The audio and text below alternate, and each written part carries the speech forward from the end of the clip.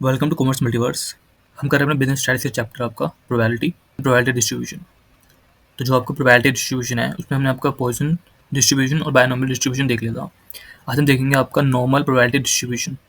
तो जो normal probability distribution है ना, ये यूज़ कब होता है? जो हमने पहले जो दो आपके डिस्ट्रीब्यूशन पढ़े थे, बायनॉमियल और पॉइसन डिस्ट्रीब्यूशन, वो आपकी यूज़ होते थे जब आपकी जो वेरिएबल्स है ना, जो भी आपके रैंडम वेरिएबल्स है, वो क्या है, वो जब आपके डिस्क्रीट वेरिएबल्स हैं, है ना। डिस्क्रीट मतलब क्या हो गया, जिन्हें आप इजीली मेजर कर सकते हैं ना, जो कंटिन्यूस नहीं है ना। जैसे क्लास में कितने नंबर ऑफ स्टूडेंट्स हैं आपके, किसी स्पेसिफिक सब्जेक्ट में कितने मार्क्स आए, या किसी फ्लावर में कितने पेटल्स हैं आपके, है ना, इस तरह की चीज़ें। लेकिन जो नॉर्मल प्रोबेबिलिटी डिस्ट्रीब्यूशन है, ये कंटिन्यूस प्रोबेबिलिटी डिस्ट्रीब्यूशन भी हम इसे कहते हैं आपका, क्योंकि ये क्या करता है, जो आपकी कंटिन्यूस वेरिएबल्स होते हैं, जो कंटिन्यूस रैंडम वेरिएबल्स होते हैं ना, उन्हें मेजर करता है। जैसे आपकी हाइट हो गया, है ना, ये तो कंटिन्यूस चेंज होती रहती है, या फिर वेट हो गया, है ना, या एज हो गई आपकी। जिस तरह के वेरिएबल होते हैं जो कंटिन्यूस चेंज होते रहते हैं आपके, वहाँ पर हम क्या करते हैं, नॉर्मल प्रोबेबिलिटी डिस्ट्रीब्यूशन यूज़ करते हैं। तो ये क्या होता है, ये आपका सिमेट्रिक होता है अराउंड द मीन। ठीक है, देखते हैं वो सब आगे कैसे होता है। और ये क्या करता है, ये आपका एक बेल शेप कर्व बनाता है। तो वो भी देखेंगे किस तरह से बेल शेप कर्व बनाता है ये।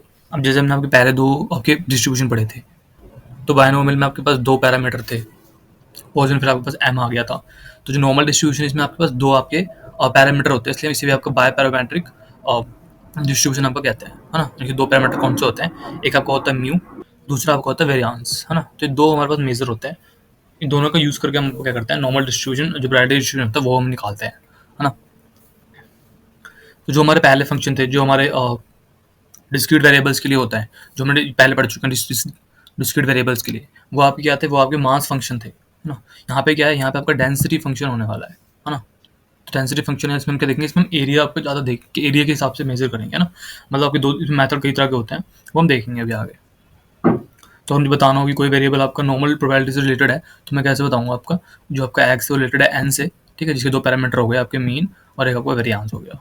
ठीक है, तो यहाँ पे जो एक्स है वो क्या हो सकता है, एक्स आपका हो सकता है माइनस इन्फिनिटी से लेकर और प्लस इन्फिनिटी तक। आगे समझेंगे वो सब अभी हम ग्राफ में देखेंगे।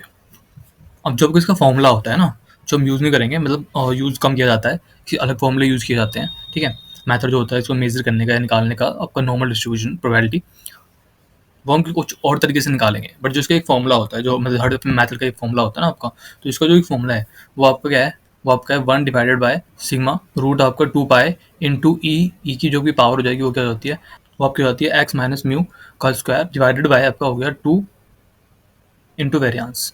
तो ये फॉर्मूला आपका होता है। ठीक है, हालांकि हम इस फॉर्मूले को यूज़ नहीं करेंगे। ठीक है, ये फॉर्मूला आपको सिर्फ कंपैरिजन के लिए होता है, कि जब आपको वैल्यूज दी होती हैं तो कंपेयर करके आपको अपना म्यू और आपका और जो वेरियांस होता है वो हम निकाल लेते हैं ना। कोई आपको सेम फॉर्मूला अगर आपको याद है और आपको एक और कोई इस तरह के फॉर्मूला बना के दे देगा जिसमें वैल्यूज पुट होंगी, तो आपको बस उसको इन दोनों को कंपेयर करना है, और कंपेयर करके क्या निकालना होता है कि मेरा म्यू कहाँ पर है ना, और मेरा वेरियांस क्या है। तो उसके लिए होता है यूज़। नॉर्मल डिस्ट्रीब्यूशन को मेजर करने के लिए हम आपके दो मेथड का यूज़ करते हैं।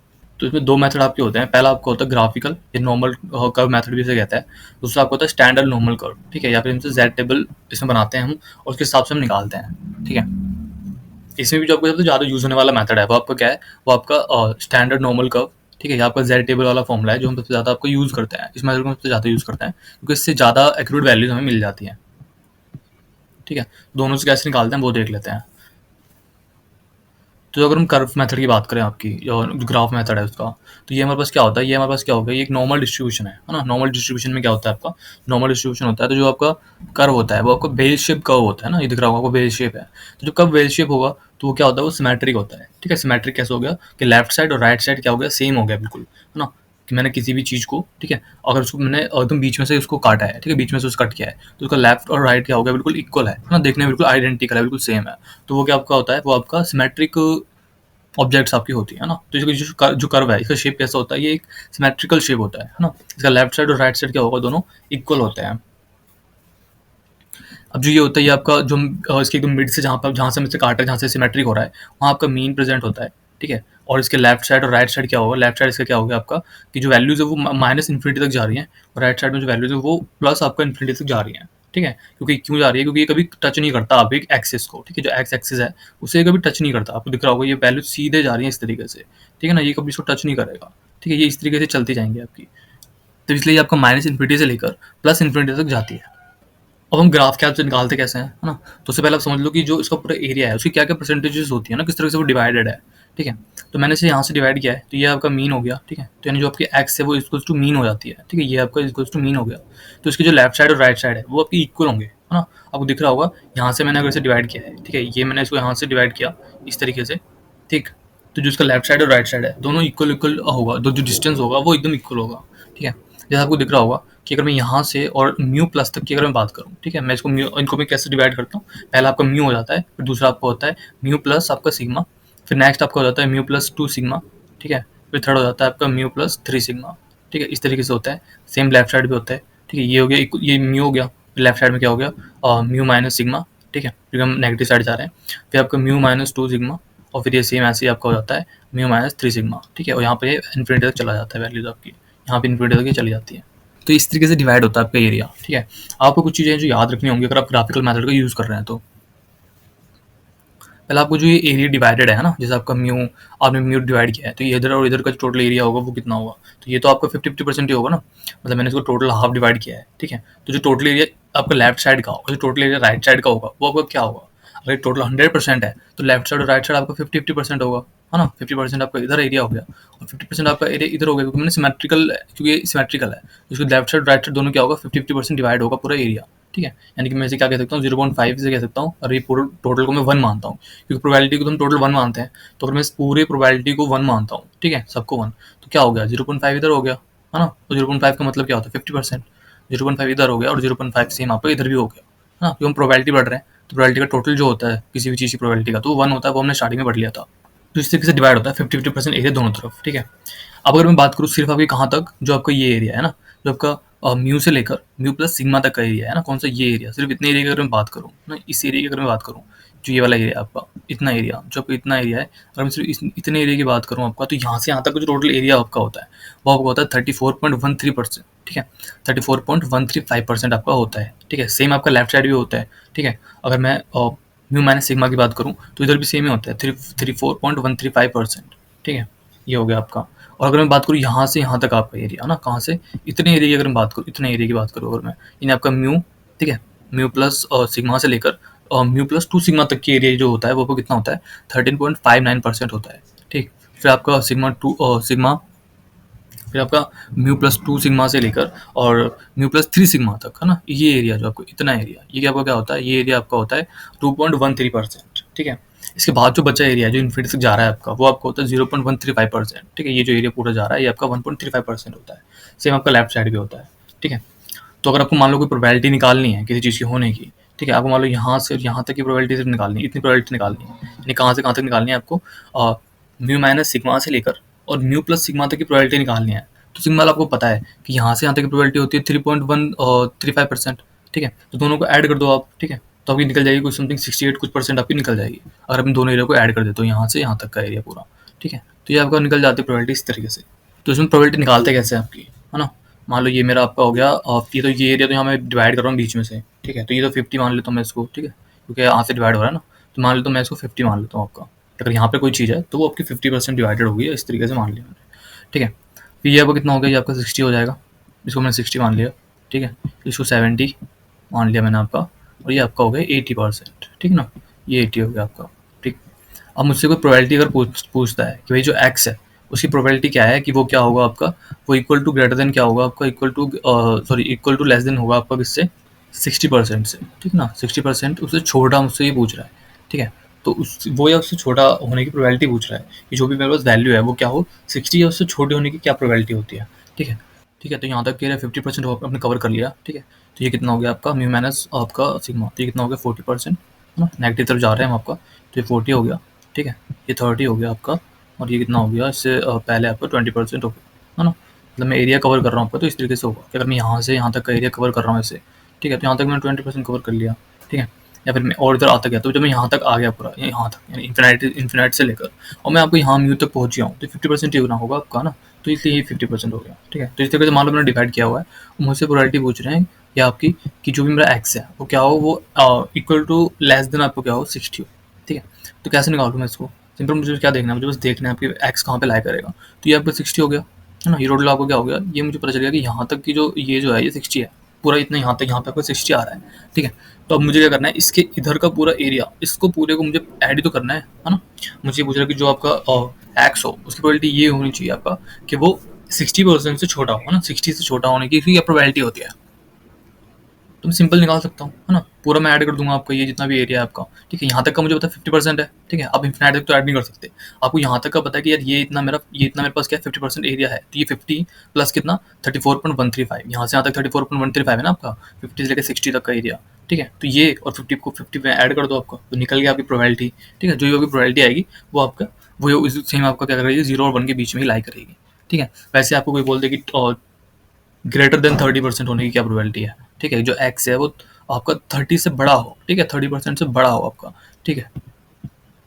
30 कहाँ पे आपका, 30 ये रहा, ठीक है। इससे बड़े होने की प्रोबेबिलिटी, ठीक है। इस तरफ तो छोटा है, इस तरफ तो छोटा एरिया हो गया, ठीक है। इससे बड़ा किस तरफ वैल्यूज है, 40 50 60 इस तरफ है, तो इधर की पूरी वैल्यूज आपकी ये सारा एरिया ऐड कर दो, ठीक है। तो आपको पता है कि 50 तक की जो वैल्यूज है, ये जो यहाँ पे है, ये तो पूरा 50% हो गया, ये इतना तो 50% हो गया मेरा, पूरा पता है मुझे, ठीक है। अब यहाँ से और यहाँ तक का एरिया, यहाँ से और यहाँ तक का एरिया और इसमें ऐड कर दो आप, ठीक है। तो 34.135 और 13.59%, इसको ऐड कर दो 50 के अंदर, तो आपकी प्रोबेबिलिटी निकल जाती है कि इसकी क्या प्रोबेबिलिटी होगी कि वो जो वैल्यू है आपकी वो लाई करे आपका 30 से लेकर ग्रेटर देन आपकी 30 से ऊपर हो आपकी, ठीक है। उसकी प्रोबेबिलिटी निकल जाती है, ठीक है। तो जो आपकी काफ़ी सिंपल आपकी वैल्यू दी हुई है ना, और 20%, 30%, 40%, 70%, तब आप इजीली इस मेथड को यूज़ कर सकते हैं। लेकिन जब आपको अदर कुछ वैल्यू दे दी है ना, मान लो 60 था, ठीक है, ये आपको दे दिया 62% कि उसकी क्या प्रोबेबिलिटी है कि भाई 62% इससे बड़ा हो, है ना, उससे छोटा हो एक्स, इसी क्या प्रोबेबिलिटी है, ठीक है। तो उसको एक ग्राफिकल मेथड क्या कर पाता है आपका ठीक से, इस बार मेजर नहीं कर सकते उस चीज़ को, है ना। तो उसके लिए हम क्या करते हैं, उसके लिए हम आपका जो है स्टैंडर्ड जो आपको नॉर्मल कर्व है उसको हम पढ़ते हैं, है ना, जिसमें हम आपका जेड टेबल का यूज़ करके निकालते हैं। उसमें क्या करेंगे, जो आपका एक्स है उसको हम, जो भी एक्स की प्रोबेबिलिटी होती है उसको हम पहले जेड की फॉर्म में आपका कन्वर्ट करते हैं, फिर आपकी प्रोबेबिलिटी को हम जेड टेबल के अंदर देखते हैं, है ना। उसको हम देखते हैं आगे, पहले हम कुछ चीज़ समझ लेते हैं आपकी जो आपकी नॉर्मल कर्व से रिलेटेड है ना। पहला क्योंकि आपका ये नॉर्मल कर्व है, ठीक है, सिमेट्रिकल डाटा है। जब कोई सिमेट्रिकल होता है कोई चीज़, कोई वैल्यू, कोई डाटा, तो उसमें आपने पढ़ा होगा कि जो आपकी वैल्यूज होती हैं वो सारी क्या होती हैं, वो सारी आपकी सेम होती हैं। मतलब आपकी जो मीन है, मतलब जो आपकी मीन मीडियन मोड है वो इक्वल होता है जब आपको डाटा क्या है, सिमेट्रिक है, ठीक है। वेरिएंसेस में क्या होगा, वेरिएंसेस में आपका सेम वही है, सिग्मा का स्क्वायर, और जो सिग्मा और जो स्टैंडर्ड डेविएशन है वो आपका सिग्मा इसमें होगा। अब मुझे इसमें अगर मीन डेविएशन निकालना है, ठीक है, तो वैसे तो मीन डेविएशन निकालने के लिए आपको इस फॉर्मूले का यूज़ करना पड़ता है आपको, ठीक है। पर इसकी सेम वैल्यू आपकी क्या होती है, 0.8 का मल्टीप्लाई अगर आप स्टैंडर्ड डेविएशन के साथ करते हैं, है ना, सिग्मा यानी स्टैंडर्ड डेविएशन के साथ करते हैं, तो भी आपको मीन डेविएशन आपका इजीली मिल जाएगा, ठीक है। टोटल 1 के लिए आपको ये फॉर्मूला याद रखना है आपका, ठीक है। सिग्मा माइनस 0.675 का मल्टीप्लाई आपको स्टैंडर्ड डेविएशन या सिग्मा के साथ कर देना है, ठीक है। ये कुछ चीज़ें जो आपको याद करनी पड़ेंगी, ठीक है ना, क्योंकि ये सब मैथमेटिशियन वगैरह ने बनाया है, तो ये सिंपल चीज़ें तो आपको याद करनी पड़ेंगी, है ना। फिर कोडाल 3 के लिए आपका सेम हो गया, ये कोडाल 3 के लिए फॉर्मूला हो जाता है, ठीक है, क्योंकि कोडाल 1 आपको किधर लाई करेगा, क्योंकि अगर देखो जो आपका Q2 है ना, Q2 आपको क्या होता है, और मीडियन होता है, तो मीडियन तो आपको मिड में ही हो गया, जहाँ मीन है वहीं हो गया, तो 50% वाले एरिया में आ गया, तो 1 किधर होगा, 1 उससे लेफ्ट साइड होगा, यानी कि नेगेटिव साइड में होगा, तो नेगेटिव साइड में आपको हो गया, और 3 आपको पॉजिटिव साइड में होगा, तो ये आपको इस तरफ आ गया, ठीक है, पॉजिटिव आपको ये लगा देना है। कोटाइल डिवीजन के लिए सिंपल कुछ नहीं करना आपको, 0.675 को मल्टीप्लाई सिग्मा से कर देना है बस। फिर आपका आता है पॉइंट ऑफ इन्फ्लेक्शन, ठीक है। तो पॉइंट ऑफ इन्फ्लेक्शन क्या होता है आपका, जो पॉइंट ऑफ इन्फ्लेशन होता है आपका, ये वो आपका पॉइंट होता है जहाँ से आपको क्या करना होता है, जहाँ से जो आपका जो ये कर्व है वो क्या कर रहा है, वो अपनी डायरेक्शन चेंज कर रहा है, अपना शेप चेंज कर रहा है, ठीक है ना, उस पॉइंट से कहाँ पे वो उस चीज़ को वो कर रहा है, ठीक है। तो अगर आप देखेंगे, ठीक है, तो ये जो पॉइंट है आपका, ठीक है, यहाँ से ये कर रहा है, ये इतने एरिया में क्या कर रहा है, ये इतने एरिया में आपका ये इस तरह का शेप है इसका, फिर यहाँ से अपना शेप चेंज कर रहा है, ठीक है। तो ये आपका क्या होगा, एक तो पॉइंट ऑफ इन्फ्लेशन ये हो गया आपका, ठीक है। यहाँ पे क्या है, यहाँ पे आपका ये अभी एक कॉनकेव शेप बना रहा है, ठीक है। यहाँ पर आपको क्या हो गया, ये इस तरीके से इसका ऊपर की तरफ निकला हुआ है, तो ये आपको क्या हो गया, ये आपको कॉन्वेक्स हो गया, ठीक है। और यहाँ पे फिर सेम क्या कर रहा है, फिर से इसने आपके यहाँ पे कॉनकेव शेप बना लिया, ठीक है। तो जो आपका जो डिस्ट्रीब्यूशन है, जब वो आपका कॉनकेव से कॉन्वेक्स में और फिर कॉन्वेक्स से कॉनकेव में आपका चेंज हो रहा है, तो उसमें कहता है आपका पॉइंट ऑफ इन्फ्लेशन, ठीक है। तो ये आपका एक तो ये हो गया, ठीक है। यहाँ पर आपको दिख रहा होगा, यहाँ पर क्या बना हुआ है आपका, कॉन्वेक्स बना हुआ है, तो यहाँ से अपना ये फिर से चेंज कर रहा है आपकी, ठीक है। यहाँ से फिर से इसने अपना चेंज करना शुरू कर दिया है, ठीक है, ये दिख रहा होगा आपको इस तरीके से। तो ये आपको पॉइंट ऑफ इन्फ्लेशन होता है, ठीक है। तो पॉइंट ऑफ इन्फ्लेशन के लिए जो फॉर्मूला होता है वो आपका ये आपका फॉर्मूला होता है, ठीक है, सिंपल सा, म्यू माइनस सिग्मा और फिर म्यू प्लस सिग्मा, ठीक है। ये आपका हो गया, और नेगेटिव साइड वाले के लिए ये आपका पॉजिटिव साइड वाले के लिए हो गया। अब जो स्टैंडर्ड नॉर्मल कर्व है, ठीक है, इसको सबसे ज़्यादा हम यूज़ करते हैं नॉर्मल कर्व में, ठीक है, नॉर्मल डिस्ट्रीब्यूशन प्रोबेबिलिटी निकालने के लिए। इसमें क्या करते हैं, जो भी हमें एक्स आपको दिया होता है उसको हम चेंज करते हैं आपको किसके अंदर, जेड में उसमें पहले कन्वर्ट करते हैं, फिर आपका आंसर निकालते हैं। ठीक है, जेड में कन्वर्ट करने के लिए जो फॉर्मूला है वो आपके पास ये है, x minus mu divide by sigma. ठीक है, इसको आपको यूज़ करना है फॉर्मूले को। यहाँ भी सेम जो आपका अब क्या होगा, अब जो आपका एक्स है वो क्या हो जाएगा, वो रिलेटेड होगा आपका एन से नहीं जेड से होगा, जहाँ पर आपका जो म्यू है उसकी वैल्यू क्या होती है, हमेशा जीरो होती है। ठीक है, हम जीरो कर देते हैं म्यू को यहाँ पे, और जो आपका सिग्मा होता है वो आपका 1 होता है। ठीक है, क्योंकि मेरा म्यू और सिग्मा जीरो है। ठीक है, तो जो जो हमने ऊपर फॉर्मूले में निकालती चीज़ें वो अब अभी चेंज हो जाएंगी। ठीक है, यानी कि जो आपका मीन होगा वो जीरो हो जाएगा, मीडियन होगा वो आपका जीरो हो जाएगा, मोड जो होगा वो आपका जीरो हो जाएगा। ठीक है, जो वेरियांस होगा आपका और स्टैंडर्ड डेविएशन होगा वो तो दोनों सेम ही हो जाएंगे ना, क्योंकि वेरियांस क्या होता है आपका, स्टैंडर्ड डेविएशन का स्क्वायर। ठीक है, या फिर जो आपका स्टैंडर्ड डेविएशन होता है वो क्या होता है, वेरियांस का आपका स्क्वायर रूट होता है। तो वो दोनों आपके वन ही होने हैं ना, वन का स्क्वायर वन ही होगा, उसका स्क्वायर रूट भी वन ही होता है। ठीक है, तो ये तो आपको 1 हो जाता है। ठीक है, मीन डेविएशन आपको 0.8 होता है, ये फिक्स है आपका। कोडा डेविएशन होता है वो 0.675 आपका होता है। ठीक है, पॉइंट ऑफ रिलेशन आपका क्या होगा, पॉइंट ऑफ रिलेशन जब आपका मीन जीरो हो गया है, ठीक है, और जो आपका सिग्मा है वो आपका 1 हो गया है, तो सिंपल सी बात है, जब मैं जीरो में से 1 माइनस करूँगा तो इधर -1 आएगा। ठीक है, यानी कि पॉइंट ऑफ रिलेशन आपका लेफ्ट साइड से किधर हो गया -1, और राइट साइड से क्या हो गया आपका +1। ठीक है, ये मेरे पास हो गई वैल्यूज़, ये आपका पॉइंट ऑफ रिलेशन के लिए हो गया जो हमने अभी देखा था। ठीक है, तो क्योंकि मैंने वैल्यूज चेंज कर दी है। ठीक है, तो अब क्या हो जाएगा आपका, जो आपका ये है ना, अब हमने जेड में कन्वर्ट कर दिया, जो एक्स था उसको तुमने जेड में कन्वर्ट कर दिया, तो म्यू मेरा क्या हो गया, जीरो। तो ये मेरे यहाँ पे जीरो हो गया। ठीक है, ये जीरो हो गया। ठीक है, फिर क्या था, म्यू +1, तो म्यू तो जीरो है और सिग्मा 1 है आपका। ठीक है, तो ये तो 1 हो गया सेम आपका। ठीक है ना, ये फिर आपका 2 हो जाता है, फिर यहाँ पे 3 हो जाएगा। इस तरीके से होगा ना आपके सारे वैल्यूज़। ठीक है, सेम इधर आपका हो जाएगा, फिर -1 हो गया, है ना। अब आपकी वैल्यूज -1 हो गई, सिर्फ -2 हो गई। ठीक है, ये -3 हो गई आपकी। ठीक, इस तरीके से आपकी वैल्यूज हो गई फिर। ठीक है ना, जो आपने चेंज कर दिया अपनी एक्स को। ठीक है, देखो क्यों, क्योंकि मेरा जो सिग्मा है वो जीरो है, और जो आपका क्योंकि आपको जो मीन है वो आपका जीरो है, और जो सिग्मा है वो आपका 1 है, इसलिए। ठीक है ना, तो अब मुझे प्रोबेबिलिटी निकालनी हो आपकी कि भाई -1 से लेकर, ठीक है, और +1 तक की क्या प्रोबेबिलिटी होती है। ठीक है, तो -1 ये रहा। ठीक है, ये रहा -1, तो ये यहाँ ये -1 है, तो यहाँ से लेकर और +1 तक की प्रोबेबिलिटी। ठीक है, तो ग्राफिकल में तो मैं निकाल सकता हूँ, अगर मुझे इस तरीके से दिया है तो ग्राफिकल में तो मैं निकाल दूंगा ना, यहाँ से और यहाँ तक की प्रोबेबिलिटी इन दोनों को मैं ऐड कर दूंगा आपका। ठीक है, ये जो एरिया है इस पूरे को मैं ऐड कर दूंगा ना, ये जो एरिया है ये वाला सिर्फ। ठीक है, ये नहीं, यहाँ पे गलती से चला गया ये आपका।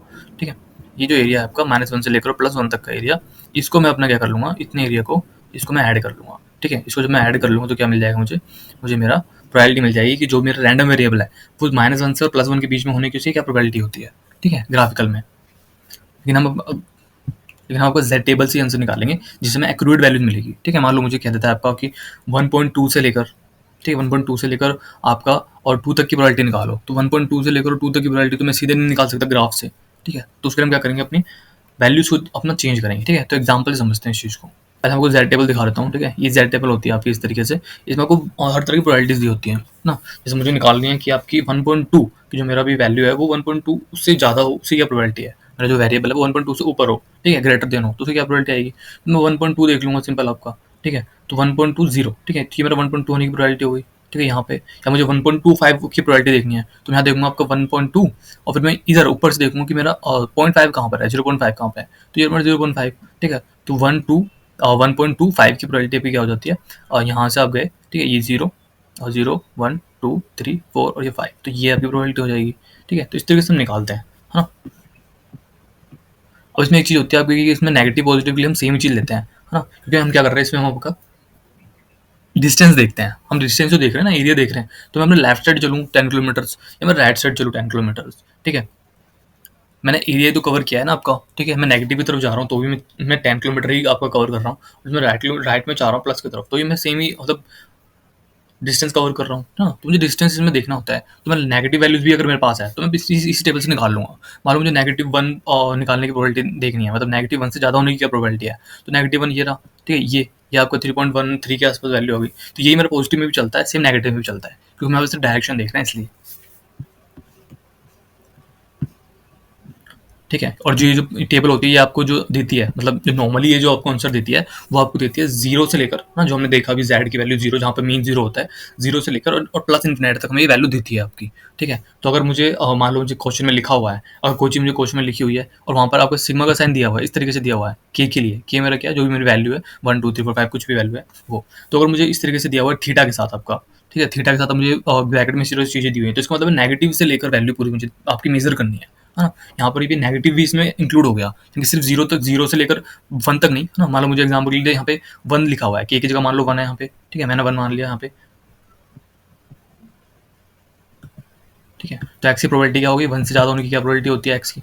तो अब क्योंकि यहाँ पे ये आपका थीटा लगा हुआ है, तो अब ये वन से लेकर जो आपका प्लस वन है, वहाँ से लेकर वो जो इन्फिनाइट नेगेटिव है, जो माइनस इन्फिनाइट है, वहाँ तक की पूरी प्रोबेबिलिटी मुझे मेजर करनी है। और ये नहीं लगा होता है नॉर्मली, जब नहीं लगा होता तो मैं जो निकालता हूँ वो मेरी प्रोबेबिलिटी होती है जीरो से लेकर और वन के बीच में, ठीक है ना। यहाँ से यहाँ तक का मैं मेजर करता हूँ, अगर ये चीज़ नहीं लगी हुई है, क्योंकि टेबल में वहीं तक की वैल्यू देती है, ठीक है। हालांकि नेगेटिव हो तो मैं तभी निकाल लूंगा वो चीज़ यहाँ से, बट डिस्टेंस की मैं बात कर रहा हूँ आपका, है ना।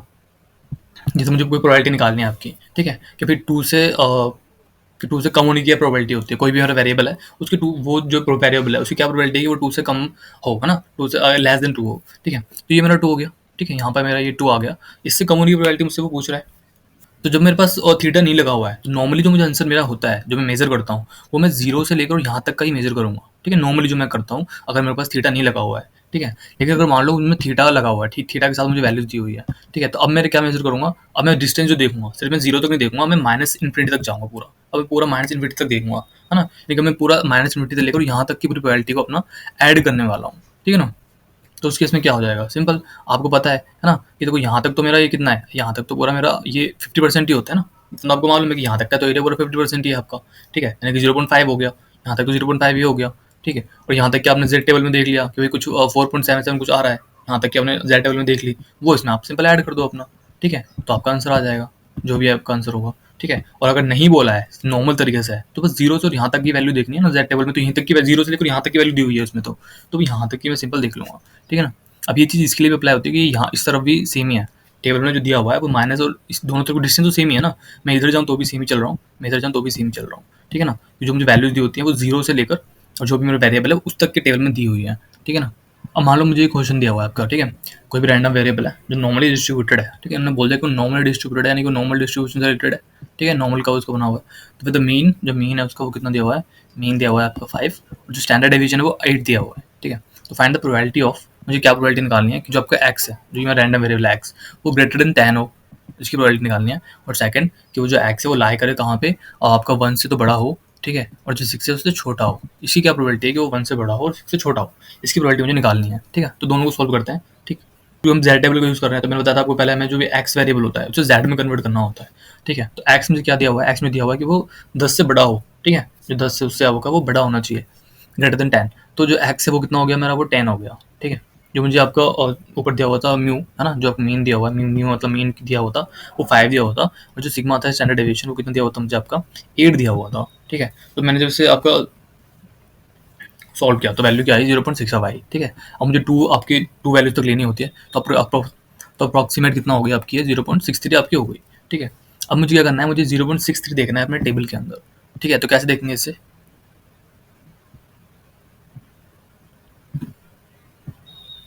तो 0.6 और 3 आपको देखना था ना, 0.63 आपको देखना है।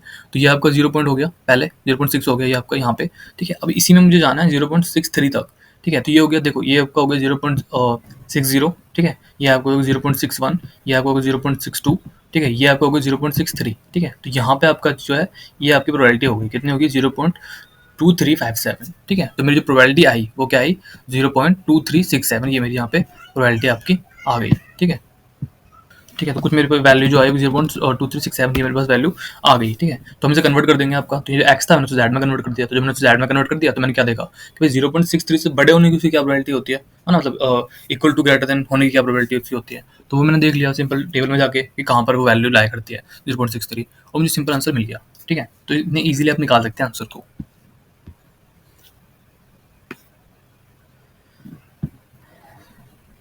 अब मुझे अगर दो वैल्यूज दे रखे हैं तो सिंपल कुछ नहीं करना होता मुझे, ठीक है। सेम प्रोसीजर है आपका, एक्स की दो वैल्यूज हो गई आपकी, एक 1 हो गया, एक 6 हो गया।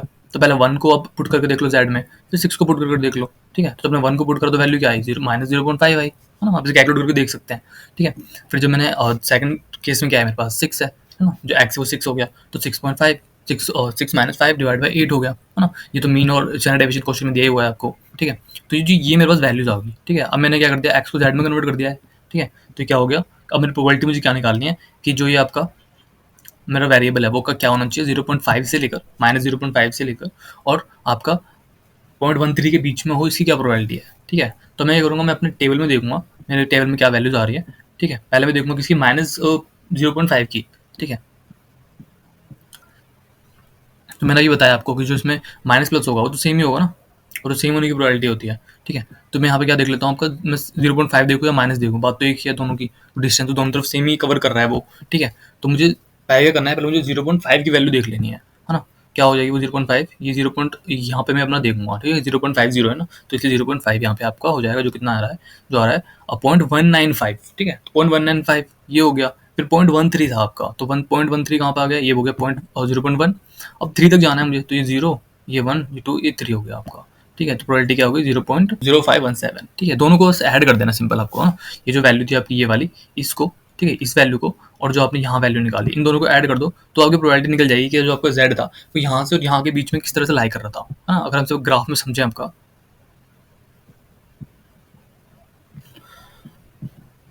तो मैंने कहा कि -0.5 से लेकर, ठीक है, तो ये 1 है, ठीक है। तो यहाँ पर कहीं होगा 0.5 -0.5, ठीक है, यहाँ बीच में कहीं होगा, और 1.3 था, ठीक है। तो यहाँ मैं कहीं मान लेता हूँ, ठीक है, इस तरफ कहीं पे जो आपका 1.13 आपका हो जाएगा, 0.13 आपका हो जाएगा, ठीक है। यानी कि इतने एरिया की, ठीक है, ये एरिया और ये एरिया के बीच का एरिया ना, इतने एरिया के बीच में होने की उस वेरिएबल की क्या प्रोबेबिलिटी है ना, ये तो मुझे निकालना था ना, कि वो वेरिएबल इनके बीच में हो, यहाँ से यहाँ हो, इसकी क्या प्रोबेबिलिटी है। तो मैंने टेबल में देख लिया, दो वैल्यूज है मेरे पास, तो दोनों को क्या करना है, पहले 1 की यानी कि 0.5 था उसकी वैल्यू, फिर 0.13 था उसकी वैल्यू, दोनों को निकाला और दोनों को ऐड कर दिया, तो सिंपल मेरे पास निकल गई प्रोबेबिलिटी, ठीक है। तो इस तरीके से आप क्या कर सकते हैं, नॉर्मल डिस्ट्रीब्यूशन का भी अपना निकाल सकते हैं, ठीक है। इसके साथ जो आपका प्रोबेबिलिटी चैप्टर है वो आपका कंप्लीट हो गया ना, जितनी भी पॉसिबल उसमें थ्योरीज थी, जो भी आपके फॉर्मुलाज वगैरह थे, ठीक है, जो भी टॉपिक्स थे वो कवर हो चुके हैं, है ना। तो जो सेकंड यूनिट है वो भी आपका कवर हो गया है, ठीक है। इसके बाद जो आपका तो थर्ड यूनिट है वो शुरू होगा, जो आपका है कोरिलेशन और रिग्रेशन। अभी के लिए इतना ही, थैंक यू फॉर वॉचिंग।